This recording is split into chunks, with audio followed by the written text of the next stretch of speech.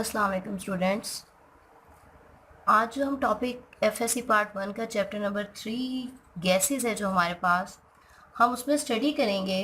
बल्कि हम थोड़ा सा पहले इससे पहले आपको रिव्यू देते हैं लास्ट लेक्चर का। लास्ट लेक्चर में हमने क्या पढ़ा था?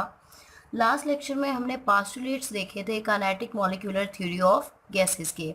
उन पास्टुलेट्स में हमने स्टार्टिंग में इसका इंट्रोडक्शन देखा था, उसका बैकग्राउंड देखा था कि एक्चुअल में सबसे पहले बर्नौलीज ने क्या दिए थे, काइनेटिक मॉलिक्यूलर थ्योरी दी थी। उसके बाद क्लॉसियस ने क्या दी थी, काइनेटिक इक्वेशन दी थी आइडियल गैस की। क्लॉसियस के बाद मैक्सवेल ने जनरल ला दिया था डिस्ट्रीब्यूशन ऑफ वेलोसिटीज का, और बोल्ट्जमैन ने law of distribution of energies mention किया था।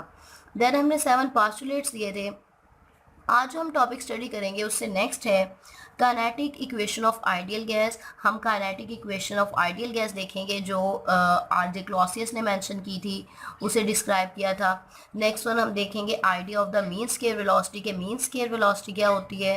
फिर हम रूट मीन स्क्वायर वेलोसिटी को डिस्कस करेंगे। एंड लास्ट वन हम मेंशन करेंगे relation between root mean square velocity and the temperature. तो अब हम स्टार्ट करते हैं kinetic equation of ideal gas. जैसे कि हम लास्ट में पास्टुलेट पढ़ चुके हैं लास्ट लेक्चर्स में, तो अगर हम पास्टुलेट को डिस्कस करते हैं तो उन पास्टुलेट को कंसीडर करके हमारे लिए आसान हो जाता है कि हम प्रेशर ऑफ आइडियल गैस को रिलेट कर सकें। मतलब हम प्रेशर ऑफ आइडियल गैस को किससे रिलेट कर सकते हैं? हम आइडियल गैस के प्रेशर को रिलेट कर सकते हैं विद नंबर ऑफ मॉलिक्यूल्स। किस तरह से? क्लियर सी बात है, अगर मॉलिक्यूल की तादाद ज़्यादा होगी तो वो ज़्यादा कोलाइड करेंगे और प्रेशर भी उसका उतना ही ज़्यादा होगा। तो इट्स मीन कि हम नंबर ऑफ मॉलिक्यूल्स को डायरेक्टली रिलेट कर सकते हैं प्रेशर ऑफ आइडियल गैस से। सेकेंड वन हम किससे रिलेट कर सकते हैं? सेकेंड वन हम इसको रिलेट करेंगे मैसेस ऑफ मॉलिक्यूल्स। और मैसेज ऑफ मॉलिक्यूल से हम कैसे रिलेट करते हैं? अगर एक मॉलिक्यूल स्मॉल मैस रखता है तो उसकी स्पीड क्या होगी? वेलोसिटी होगी ज़्यादा। और अगर वेलोसिटी ज़्यादा होगी तो वो ज़्यादा तेज़ी से कोलाइड करेगा, और अगर वो ज़्यादा तेज़ी से कोलाइड करेगा तो इट्स मीन वो प्रेशर भी ज़्यादा एक्सर्ट करता है। तो मीन हमने क्या मेंशन किया? मैसेज ऑफ मॉलिक्यूल्स को हम कैसे रिलेट करते हैं? मैस ज़्यादा होगा तो उसकी स्पीड कम होगी, स्पीड मीन वेलोसिटी कम होगी तो वो स्लोली कोलाइड करेगा और उसका प्रेशर क्या होगा? कम होगा। तो इट्स मीन प्रेशर और मैस जो है एक दूसरे के क्या हैं? इन्वर्सली प्रोपोर्शनल रिलेट करते हैं। इसके अलावा हम प्रेशर ऑफ आइडियल गैस को रिलेट कर सकते हैं विद वेलोसिटीज ऑफ मॉलिक्यूल्स। अब वेलोसिटी ऑफ मॉलिक्यूल्स भी डायरेक्टली ही रिलेट करेगी। मींस कि अगर मॉलिक्यूल हमारे पास वेलोसिटी ज़्यादा है तो वो ज़्यादा स्पीडीली कोलाइड करेगी और प्रेशर ज़्यादा एक्सर्ट होगा। अगर वेलोसिटी कम है तो वो लेस स्पीडीली कोलाइड करेगी और उसका प्रेशर क्या होगा? कम होगा। तो इट्स मीन हम प्रेशर ऑफ आइडियल गैस को number of molecule, message of molecule और वेलोसिटी ऑफ मॉलिक्यूल तीनों से क्या कर सकते हैं? रिलेट कर सकते हैं। अब अगर हम आगे देखते हैं तो हमें पता है कि जितने भी गैसेस मॉलिक्यूल्स हैं, मतलब हम यहाँ पे मेंशन करते हैं कि जितने भी गैसियस मॉलिक्यूल्स होते हैं वो कैसे मूव करते हैं? Move freely. और जब वो फ्रीली मूव करते हैं तो वो क्या करते हैं? Collide with the walls of container. Mean जिस कंटेनर में, जिस बॉक्स में उन्हें रखा जाता है वो उसकी वॉल्स के साथ कोलाइड करते हैं। और जब वो वॉल्स के साथ कोलाइड करते हैं तो वो क्या एग्जर्ट करते हैं? दे इम्पार्ट मोमेंटम। अब यहाँ पे मैंने वर्ड यूज़ किया मोमेंटम का। मोमेंटम क्या होता है? मोमेंटम इज एक्चुअली, मैं अगर इसके ऊपर ही मेंशन करूँ तो मोमेंटम हमारे पास क्या? मोमेंटम को पी से मेंशन करते हैं। Momentum is the product of mass and velocity. Momentum जो होता है वो मैस और वेलोसिटी की प्रोडक्ट है। अब जस्ट अगर हम सपोज कर लें कि ये हमारे पास क्या है? एक वेसल है, ठीक है। अब इसमें डिफरेंट नंबर ऑफ मॉलिक्यूल्स है। अब अगर एक मॉलिक्यूल जाके वॉल के साथ कोलाइड करेगा तो क्लियर सी बात है कि इस मॉलिक्यूल का कुछ मैस भी होगा, ठीक है, और इस मॉलिक्यूल का कुछ मैस है और ये वेलोसिटी v के साथ मूव कर रहा है। तो मैस और वेलोसिटी की जो प्रोडक्ट है उसको हम क्या नाम देंगे? मोमेंटम का नाम देंगे।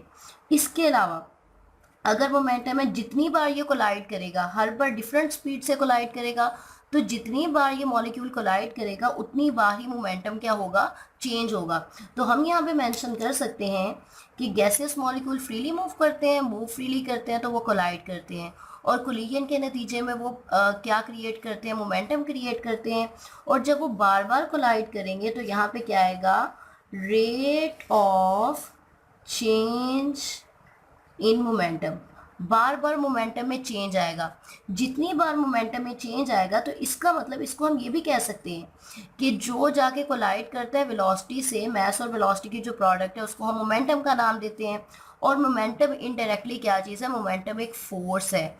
मींस एक मॉलिक्यूल जाके उससे कोलाइड कर रहा है, वॉल के साथ कोलाइड कर रहा है, तो इट्स मीन वो उसके ऊपर प्रेशर एक्सर्ट कर रहा है, वो उसके ऊपर फोर्स एक्सर्ट कर रहा है। वॉल के ऊपर क्या एक्सर्ट कर रहा है, वॉल के ऊपर एक फोर्स लगा रहा है।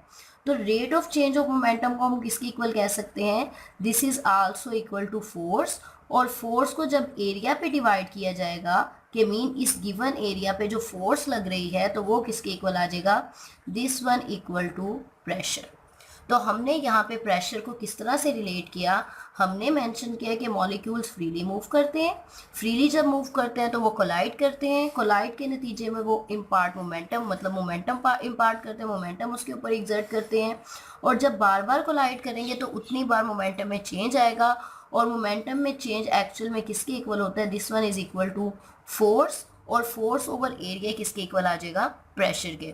ठीक है जी, अब हम यहाँ पे आरजे क्लॉसियस ने इन्हीं रिलेशन को कंसीडर करते हुए हमें kinetic equation the. Kinetic equation of gases क्या थी, उसको अगर हम राइट करें, काइनेटिक इक्वेशन है P V is equal 1/3 mnc bar square.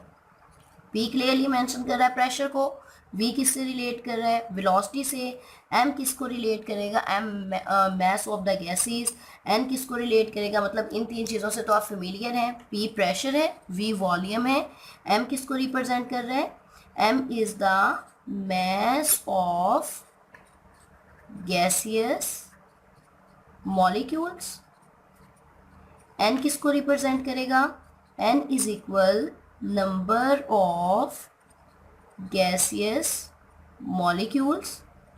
और सी बार स्केयर किसको रिप्रेजेंट करता है, it is called as a mean square velocity.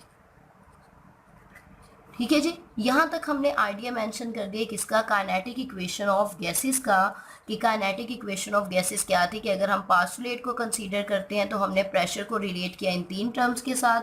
First one term थी हमारे पास number of molecule, second one message, and third one हमारे पास क्या थी, वेलोसिटीज। फिर हमने मेंशन किया कि जब गैसेस मॉलिक्यूल कोलाइड करते हैं वो मोमेंटम इम्पार्ट करते हैं, rate of change of momentum किसके इक्वल होता है, फोर्स के इक्वल, और अगर हम फोर्स को एरिया पे डिवाइड करें तो ये प्रेशर है। और जो काइनेटिक इक्वेशन हमारे पास आ जाती है गैसेस की, वो क्या है, P V is equal 1/3 mnc bar square, P pressure, V volume, M mass, and number of gases molecule, और सी बार स्केयर क्या होता है, मीन स्केयर वेलोसिटी। अब हम देखते हैं कि मीन स्केयर वेलोसिटी एक्चुअल में होती क्या है। तो मीन स्केयर वेलोसिटी की हमारे पास टर्म क्या है, सी बार स्केयर।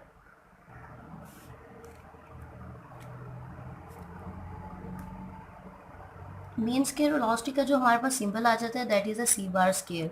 अब सी बार स्केयर को हम किस तरह से एक्सप्लेन करेंगे, सी रिप्रेजेंट करता है वेलोसिटी को, ठीक है जी। बार किसको रिप्रेजेंट करती है, बार रिप्रेजेंट करती है एवरेज को, ठीक है जी। और एवरेज को हम दूसरा नेम क्या देते हैं, मीन का। और स्केयर किसको मेंशन कर रहा है, स्केयर को, तो it's mean it is called as a mean, mean mean average, mean square velocity. ठीक है, तो इसको हम नेम कैसे देंगे, C bar square is called as a mean square velocity.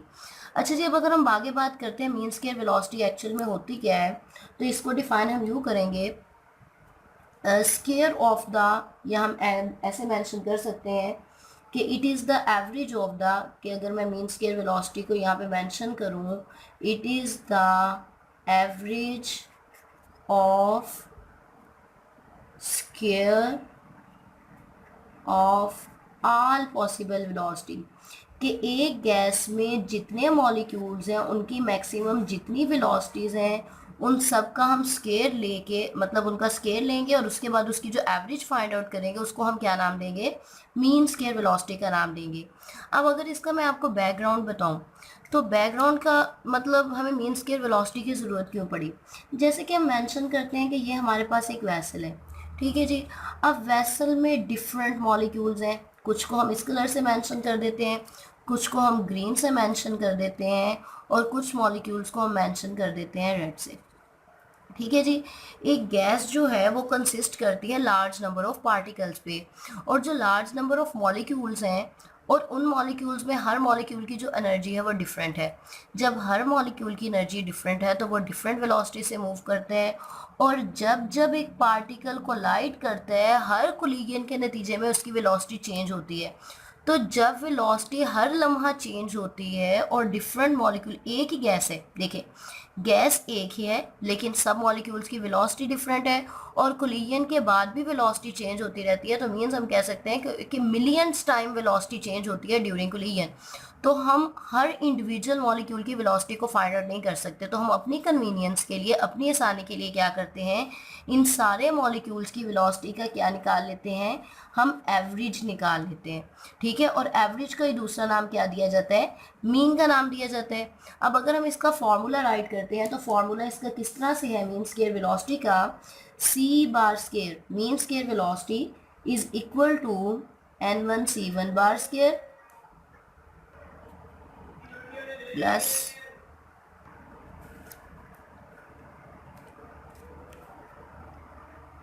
n2 c2 bar square plus n3 c3 bar square and so on nn cn bar square. और इन number n1 किसको मेंशन करता है, कि सपोज कर लें कि ये कोई n1 नंबर ऑफ मॉलिक्यूल्स हैं और उनकी जो वेलोसिटी है वो c1 है। n2 किसको मेंशन करता है, कि जस्ट सपोज जो दूसरी टाइप के मॉलिक्यूल्स हैं उसको हम n2 कह देते हैं कि ये कोई दूसरी टाइप के मॉलिक्यूल्स हैं n2 और उनकी वेलोसिटी क्या है c2। और ये कोई तीसरी टाइप के मॉलिक्यूल है जिनको हम n3 कहते हैं और n3 की जो वेलोसिटी होगी वो c3 बार स्केयर। और nn किसको मेंशन करता है, कि लार्ज नंबर ऑफ मॉलिक्यूल्स हैं और उनकी जो वेलोसिटी है that is called as a cn bar square. और नंबर ऑफ मॉलिक्यूल्स और उनकी एवरेज वेलोसिटी को हम किस पे डिवाइड करेंगे, हम टोटल नंबर ऑफ मॉलिक्यूल्स पे डिवाइड करेंगे, that is equal to nn। ठीक है, टोटल नंबर ऑफ मॉलिक्यूल्स पे डिवाइड करेंगे तो वो हमारे पास क्या आ जाएगी, mean square velocity in total number of molecule n1 plus n2 plus n3 plus nn। इसको हम किससे चेंज कर सकते हैं, कैपिटल n से, और कैपिटल n किसको मेंशन करता है, टोटल नंबर ऑफ मॉलिक्यूल्स। तो हम यहाँ पे राइट कर सकते हैं कि c bar square is equal to n1 c1 bar square plus n2 c2 bar square and so on plus nn cn bar square divided by n। और मैं मेंशन कर चुकी हूँ कि n1 किसको मेंशन कर रहा है, कि n1 टाइप ऑफ मॉलिक्यूल और उनकी वेलोसिटी c1 उसका square, n2 number of molecules मतलब ये कोई से भी n2 नंबर ऑफ मॉलिक्यूल्स हो सकते हैं, कोई इनकी टाइप है, और जो n2 मॉलिक्यूल है उनकी वेलोसिटी c2 बार स्केयर, और जो कोई n3 टाइप है उनकी velocity n3 c3 bar square. और nn किसको मेंशन करेगा, कि कोई जो टोटल नंबर ऑफ मॉलिक्यूल्स हैं उनकी वेलोसिटी। अब अगर हम बात करते हैं रूट मीन स्केयर वेलोसिटी की, हमारे पास नेक्स्ट पॉइंट है root mean square velocity. Root mean square velocity क्या होगी, कि मीन स्केयर वेलोसिटी का सिंपल हम स्केयर रूट ले लेंगे तो वो क्या आ जाएगी, रूट मीन स्केयर वेलोसिटी के। जिस तरह से ये हमारे पास क्या है, मीन स्केयर वेलोसिटी, इसका हम क्या ले लेंगे, स्केयर रूट ले लेंगे तो वो हमारे पास क्या आ जाएगा, रूट मीन स्केयर वेलोसिटी। तो हमने क्या ले लिया, मीन स्केयर वेलोसिटी का स्केयर रूट ले लिया। और आगे हमारे पास फार्मूला क्या था, n1 c1 bar square plus n2 c2 bar square plus n3 c3 bar square plus and so on nn cn bar square divided by capital N। अब इस पूरे फार्मूला का जब हम स्केयर रूट ले लेंगे, this one is called as a root mean square velocity. ठीक है, और रूट मीन स्केयर वेलोसिटी का दूसरा तरीका का क्या होता है, हम फार्मूला ऐसे भी लिख सकते हैं r dot m dot s। c represent करता है वेलोसिटी को, r का मतलब है रूट, m का मतलब है मीन और s का मतलब क्या है, square, root mean square velocity. और उसका फार्मूला वही एज इट इज जैसे हमने अभी पहले मेंशन किया है, n1 c1 bar square plus n2 c2 bar square plus n3 c3 bar square and so on nn cn bar square divided by capital N। अब मैंने यहाँ पे एक नेक्स्ट पॉइंट मेंशन किया, relation between root mean square velocity and temperature, कि root mean square velocity का temperature से क्या रिलेशन है। अब हम इस मकसद के लिए क्या करेंगे, इसको एक्सप्लेन करने के लिए हम काइनेटिक इक्वेशन को, मतलब जो हमारे पास काइनेटिक इक्वेशन है, काइनेटिक इक्वेशन को यूज़ करेंगे kinetic equation used for 1 mole of gas. ठीक है, हमारे पास गैस के कितने मोल हैं? 1 मोल। और 1 मोल किसके इक्वल होता है? 1 मोल इक्वल होता है Na, that is Avogadro's number. और एवोगैड्रोस नंबर की अमाउंट क्या होती है? 6.02 मल्टीप्लाई 10 रेज़ की पावर 23। अब हमारे पास काइनेटिक इक्वेशन क्या है? काइनेटिक इक्वेशन जो हमने ऑलरेडी यहाँ पे मेंशन कर चुके हैं, P is equal 1/3 mnc bar square. ठीक है जी, हमने क्या कहा है कि हमने ये जो मेंशन करना है ये किसके लिए? 1 मोल के लिए। तो जहाँ पे n किसको रिप्रेजेंट करता है, हमने यहाँ पे मेंशन किया था n रिप्रेजेंट करते हैं नंबर ऑफ मॉलिक्यूल्स को। मतलब n किसको रिप्रेजेंट करता है? n रिप्रेजेंट करता है नंबर ऑफ गैसियस मॉलिक्यूल्स। तो यहाँ पे जो नंबर ऑफ गैसियस मॉलिक्यूल्स हैं हम किस तरह से कंसीडर कर लेंगे? We take n is equal to Na, कि नंबर ऑफ मॉलिक्यूल किसके इक्वल है? एवोगैड्रोस नंबर के इक्वल है।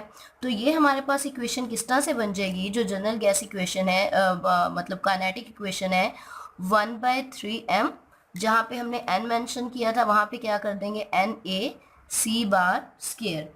ठीक है जी। अब mna किसको रिप्रेजेंट करता है? mna का मतलब होता है, मैं अगर यहाँ पे लिख दूँ m multiply Na, m represent करता है mass of 1 mole of gas, के 1 मोल ऑफ गैस का जो मैस होता है that one is equal to molecular mass. और मॉलिक्यूलर मैस को हम किससे रिप्रेजेंट करते हैं? This one is represented by the capital M। तो इट्स मीन जहाँ पे हमने mna था, mn की जगह, मतलब हम mna की जगह पे क्या पुट कर देंगे? Capital M। और जब हम कैपिटल M पुट करेंगे तो हमारे पास इक्वेशन की फॉर्म क्या आएगी? ये इस तरह से आ जाएगा, PV इज इक्वल 1/3 mna की जगह हमने क्या पुट कर दिया? Capital M C bar square. ठीक है जी। और मैं यहाँ पे मेंशन करती जाऊँ कि हमने आइडियल गैस इक्वेशन क्या पढ़ी थी? आइडियल गैस इक्वेशन कहती है PV इज इक्वल RT। तो इट्स मीन हम इस PV की जगह पे क्या पुट कर सकते हैं? RT पुट कर सकते हैं। तो जब हम यहाँ पे वैल्यू पुट करेंगे, इसके आगे इसको मेंशन कर देते हैं, PV की जगह हमने क्या वैल्यू लिखनी है? हमने लिखना है RT, that is equal to 1/3 capital M C bar square. अब अगर हम इसको अरेंज करते हैं तो 3 इधर डिवीजन में, इस साइड पे आके क्या हो जाएगा? मल्टीप्लिकेशन में। तो यहाँ पे क्या बन जाएगा? 3RT is equal to MC bar square. M जो है ये दोनों साइड पे क्या हो जाएगा? डिवाइड हो जाएगा। तो यहाँ से कैंसिल हो गया, यहाँ पे क्या आ गया? M आ गया।